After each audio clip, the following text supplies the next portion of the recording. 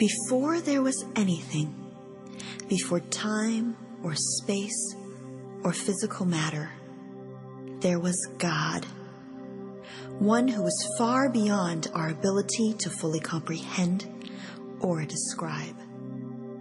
Through his story, we find that God is spirit, without a beginning or an end. He is complete within himself, lacking in nothing. He is all-knowing and all-wise. He is perfect in every way. He is not limited by anything. According to his story, God spoke all of creation into existence. By his word, he made everything out of nothing.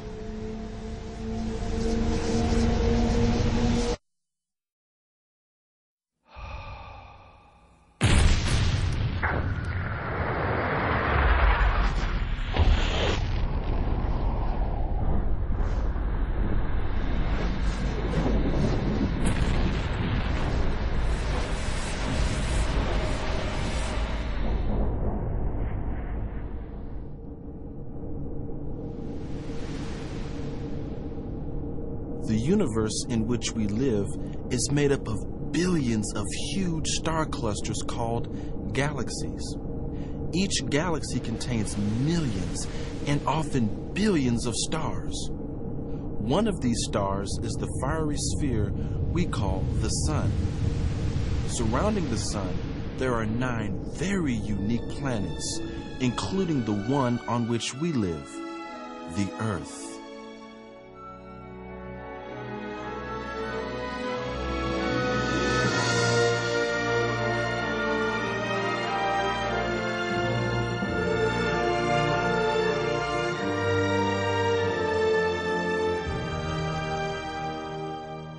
The Earth is an awesome display of beauty and diversity. It is a world ideally suited to sustain hundreds of thousands of different kinds of plants and animals. From the microscopic to the immense, each has its own color, sound, aroma, and texture. Each one has a special place in the delicate balance of life on this planet. It is mind-boggling to ponder the detail and dimension of the world around us.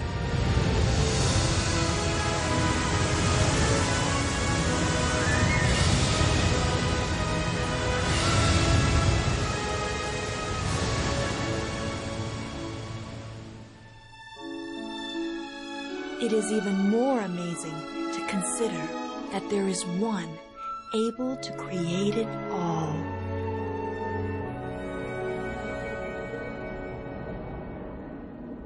According to his story, God created the heavens, the earth, and every living thing in 6 days. And on the 6th day, after God had created everything else, he formed the first man out of the dust of the earth. Then he breathed life into the man, and the man became a living being. God called him Adam.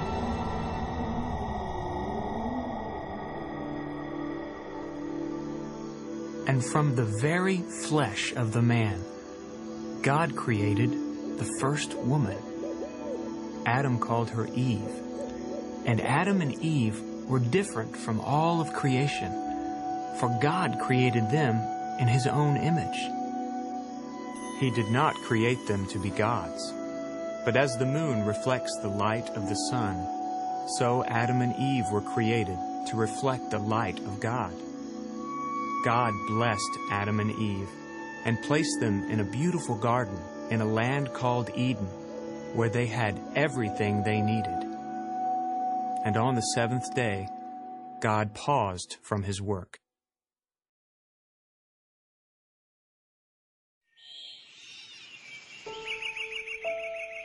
Now, in the Garden of Eden, there were all kinds of trees, pleasing to the eye and good for food.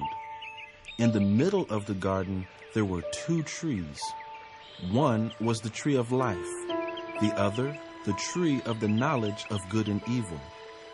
God told Adam he could eat from any tree in the garden, but from the tree of the knowledge of good and evil he must not eat, for when he does, he will surely die. Adam was given the freedom to choose, a freedom central to God's purpose, for man was created to love God and to be loved by God. And love is not truly love without the freedom to choose to love. So Adam had a choice to taste the fruit or not, a choice with a consequence, life or death. But Adam was not the first to have a choice with such great consequence. Before Adam breathed his first breath, God had created a multitude of spirit beings called angels. These creatures were given great strength and intelligence to serve God on earth and in a holy place called heaven. The most beautiful and powerful of all the angels was Lucifer. But Lucifer was not content to fulfill the purpose for which he was created. He wanted to take God's place. So Lucifer became God's enemy, leading a great number of angels to rebel against God. And so it was that Lucifer was cast down from his position of privilege before God. Those who followed Lucifer are now known as demons. And though they can disguise themselves as angels of light, they are evil to the core. Lucifer is now known by many names, including the deceiver, the devil, and Satan. Satan cannot defeat God, for God is all-powerful, and the day will come when Satan and all the demons will be thrown into the place of eternal torment God has prepared for them, a place called the lake of fire. But until then, Satan will do all he can to hurt God by attempting to destroy that which God loves.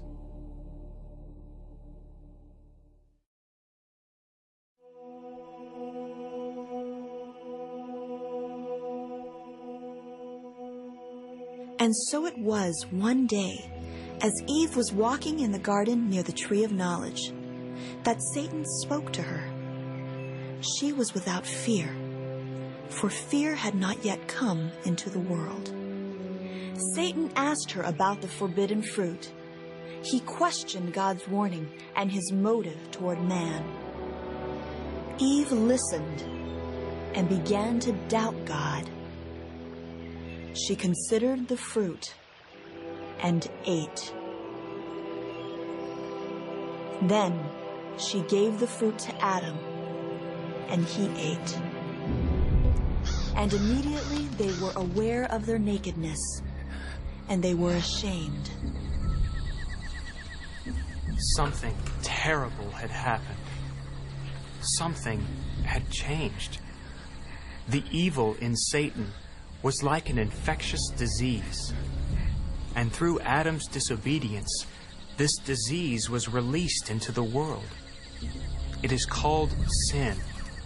It is a power that works within a person to destroy his or her relationship with God, ultimately bringing death to all it touches.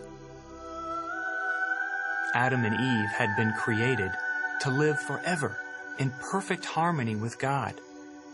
By eating the fruit, they acted independently from God, which is exactly what Satan had done. Now they would experience death, first spiritually, then physically. And through Adam, sin would be passed down from generation to generation, infecting all humankind to this very day.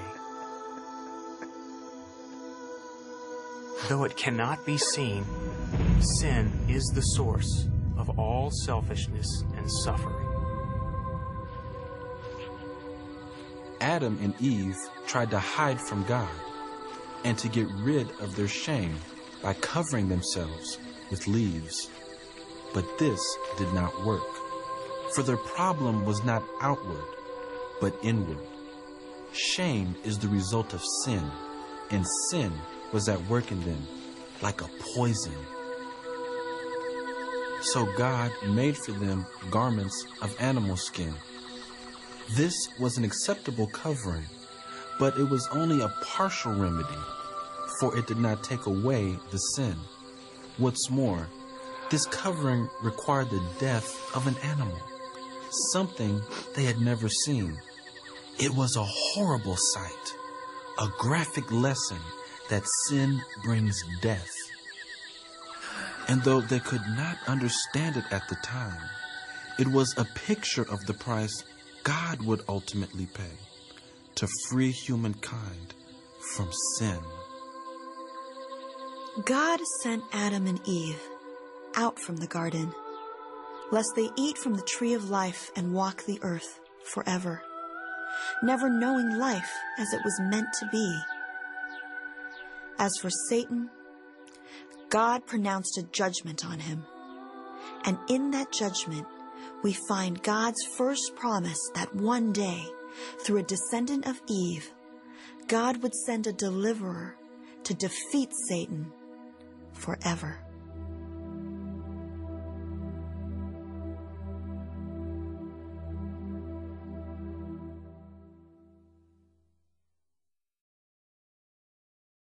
As the descendants of Adam and Eve increased, so also sin increased.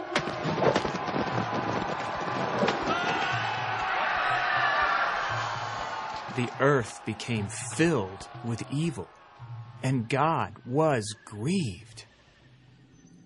But there was a man named Noah who followed God, and God gave Noah detailed instructions to build a huge boat called an ark.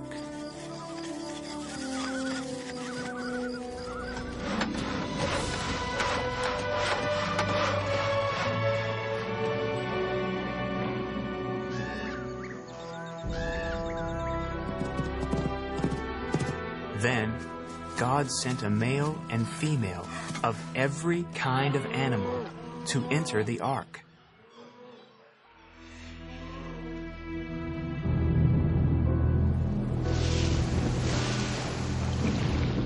And after Noah and his family were inside the ark, God closed the door.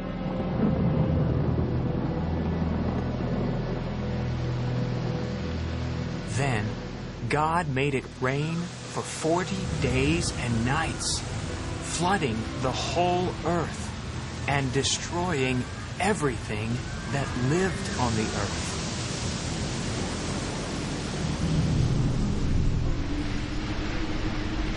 For 150 days, water covered the earth. But Noah and his family and the animals were safe in the ark.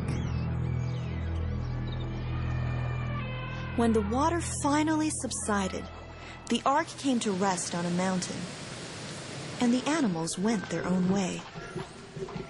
And so it was that Noah and his family escaped God's judgment of evil in the world.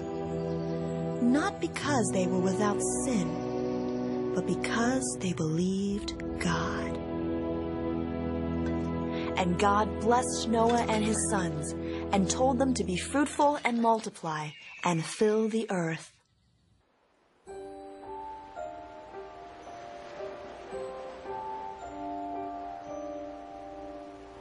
The number of Noah's descendants increased greatly, but they remained as one people.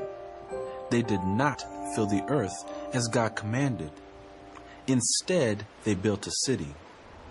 Then they built a tower reaching to the heavens. God was not pleased.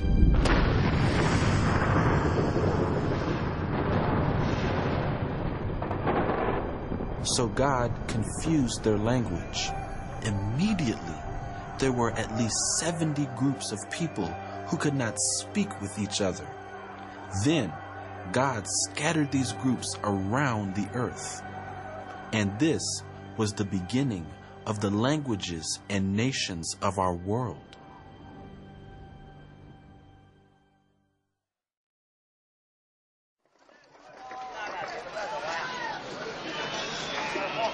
From among the nations of the earth, God called out a man who is known to us as Abraham. God told Abraham to leave his home and go to the land he would show him. Abraham did as God said, taking all his people and possessions. God promised that Abraham would possess this land and become the father of a great nation. And through him, all the nations of the earth would be blessed. It was a peculiar promise, for Abraham and his wife Sarah had no children of their own. But Abraham obeyed God just the same and led his people to the land of Canaan. Now Abraham and Sarah lived in Canaan for a long time, but they remained childless. Don't be afraid, Abraham. I am with you. Again, God spoke to him, saying that his descendants would be like the stars of the heavens, too many to count. Abraham believed God, and God counted his faith as righteousness. I trust in you. Now I believe he will bless us with a son. But how could God's promise to Abraham be fulfilled? For Sarah to have a child seemed impossible. Rather than waiting on God and his timing, Sarah gave her servant Hagar to Abraham. And Hagar gave birth to a child named Ishmael. I name him Ishmael.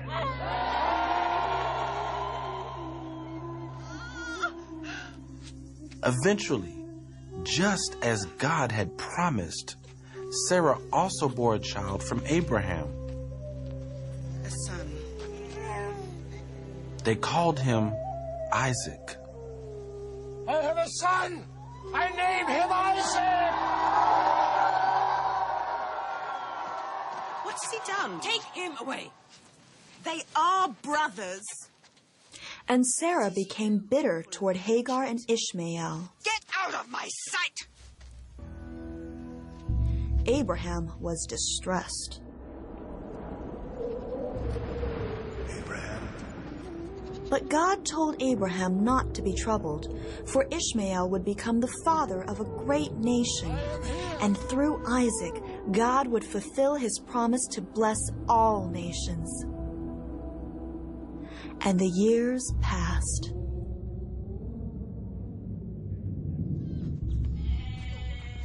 Now, in those days, it was a custom of those who trusted God to sacrifice an animal as an act of worship. This practice dated back to the children of Adam and Eve, who most likely had heard of the animal that was slain to cover their father and mother. How will you make a burnt offering? And so it was one day that Abraham and his son prepared to make an offering to God. Abraham's son was now grown and probably had done this many times before. But this time was unlike any other. The day before, God had spoken to Abraham, telling him to take his son and offer him to God. Abraham was a man who obeyed God, but what was he thinking and feeling now? They had the wood and the knife, but where's the offering, his son asked. Abraham said, God will provide the lamb. The Lord himself will provide the lamb. And together they went to the appointed place. There, they prepared the altar and arranged the wood. God had not yet provided another offering. So Abraham bound his son on the altar. Still, there was no other sacrifice. So Abraham lifted his knife to slay his son.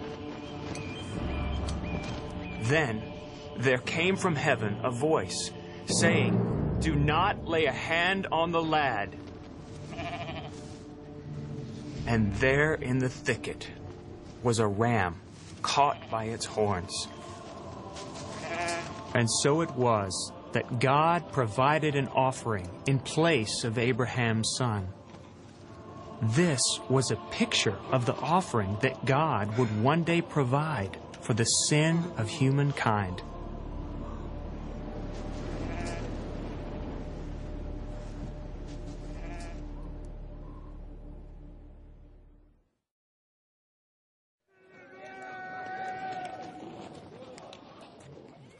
God promised to bless Abraham, and through him to bless all the nations of the earth. God made the same kind of promise to Abraham's son Isaac, and to Isaac's son Jacob. Now after many years, Jacob had 12 sons, but there was one son named Joseph, whom he loved very much. And Joseph's brothers were very jealous of him. Must we hear it? Stop! You must not do this! So they seized Joseph and threw him in a pit. Then they sold Joseph to some traders who were going to a land called Egypt. The brothers dipped Joseph's clothing in blood and told their father that Joseph had been eaten by a wild beast. Joseph entered the land of Egypt as a slave. But in Egypt, God placed Joseph in the service of powerful people. And in time, Joseph was summoned to appear before the ruler of all Egypt, who was called the Pharaoh. Joseph was asked to interpret a dream. God gave Joseph the correct interpretation concerning a great famine that would come upon the earth.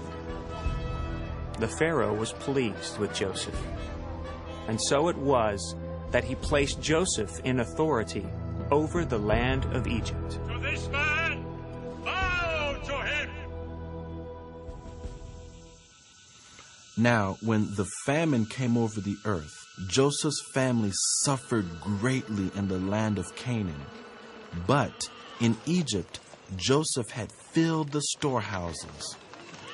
And even though Joseph had been betrayed by his brothers, he still had a deep love for his family.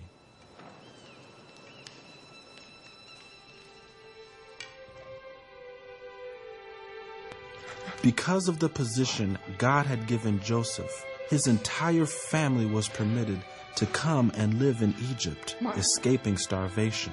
My son. My beloved son. And so it was that a people through whom God promised to bless the nations came to dwell in a land that was not their own.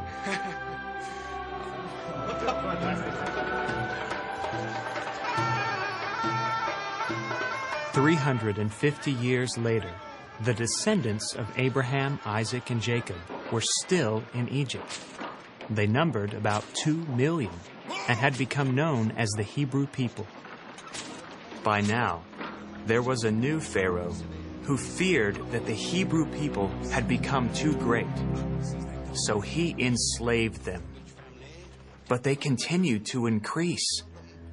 So he ordered the death of every son born into a Hebrew family. So be it. Most likely, Satan had a part in this plan, but God had a higher plan. And a Hebrew mother who trusted God laid her baby boy in a wicker basket and placed the basket in a river where the Pharaoh's daughter bathed.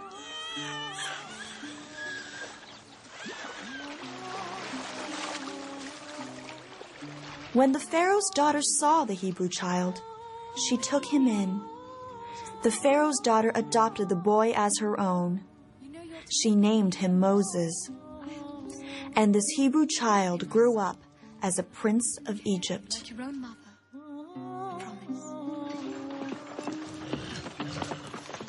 On your feet. Now when Moses became a man, he saw an Egyptian beating a Hebrew.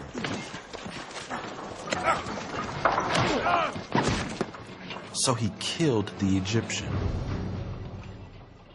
Fearing punishment from the Pharaoh, Moses fled to the desert, and he lived there as a shepherd for 40 years. Then one day, God appeared to Moses in a fire in the midst of a bush, yet the bush was not consumed. And God spoke to Moses from the bush. Moses, I am here. God told Moses to return to his people and lead them out of Egypt. God promised to be with him. Moses was afraid, but he obeyed God.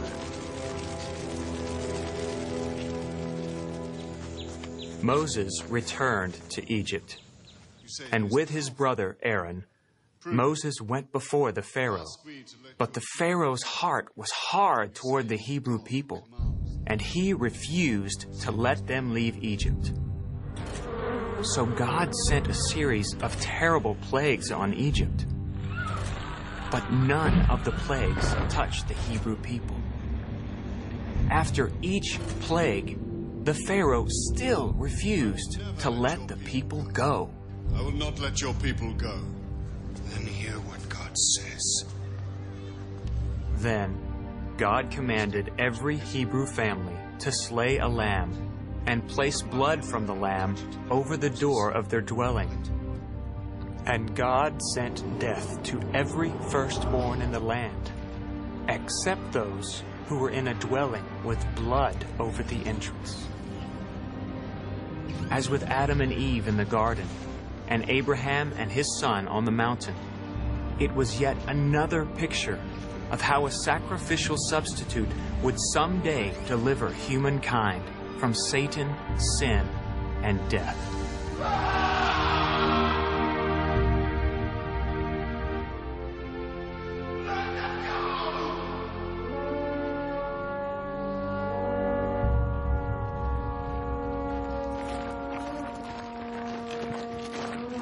Finally, the Pharaoh released the Hebrew nation, and the people went out of Egypt. But the Pharaoh had a change of heart.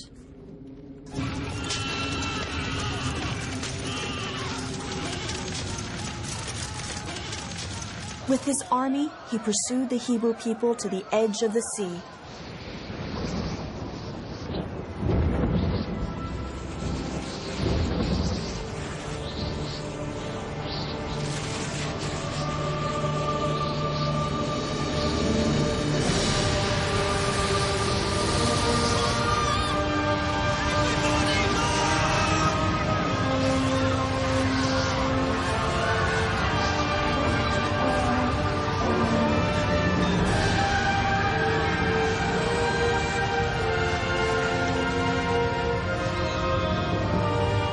So God divided the sea for the Hebrew people to cross on dry land.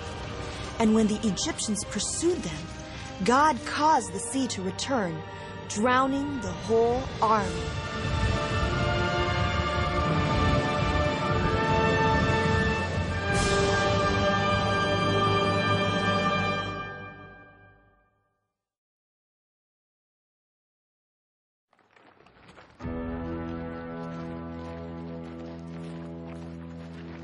From Egypt, God led the Hebrew people to a mountain in a desert called Sinai. It was here God said that if the Hebrew people obeyed him, Then they would be blessed as his treasured possession, and they would represent him to all the nations of the earth. The people said they would do whatever God asked. And so it was with lightning and thunder and smoke and fire. God descended upon the mountain, and Moses went up the mountain to meet with God. On tablets of stone, God wrote laws by which to live and be blessed. He gave them to Moses to give to the Hebrew people. It was a sacred trust, a holy calling, for these laws were the ways of God.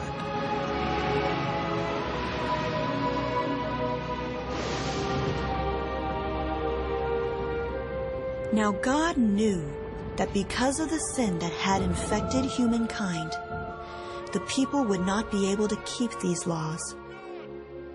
So God told Moses how to build a sacred place where his presence would dwell among them, and the people could bring animals to be slain as offerings for sin. The blood of the animals would be as a covering, so that God would not look upon their sin.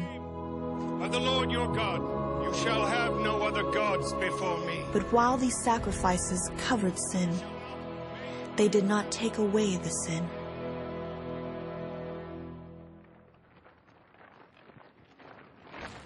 In time, the Hebrew people filled the land of Canaan, which God had promised to their fathers. Over time, they developed a strong sense of identity with many traditions. In the main city of their land, Jerusalem, they built a sacred place known as the Temple. It was here they offered sacrifices to cover their sins.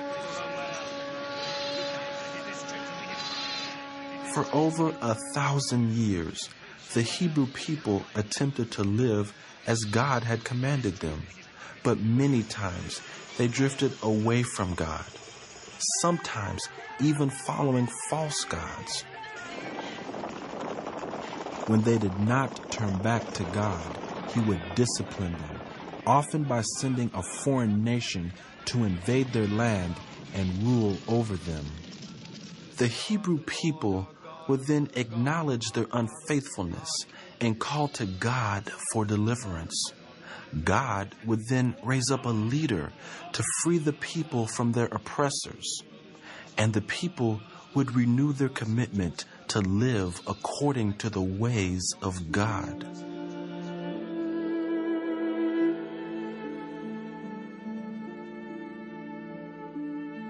From blessing to bondage, to blessing to bondage, over and over, again and again. The Hebrew people had been called to show the world what God was like. But because of the sin that infected the world, they could not walk in the ways of God without falling. In the Garden of Eden, God promised to send a deliverer. Through Hebrew prophets, God gave hundreds of promises concerning this deliverer, who would one day conquer Satan, sin, and death forever. In the temple, the smoke from sacrifices ascended day after day, year after year, generation after generation, giving the Hebrew people a constant reminder of humankind's need for the deliverer. But when would he come? How would he come? By now, some must have wondered if he would come at all. How long?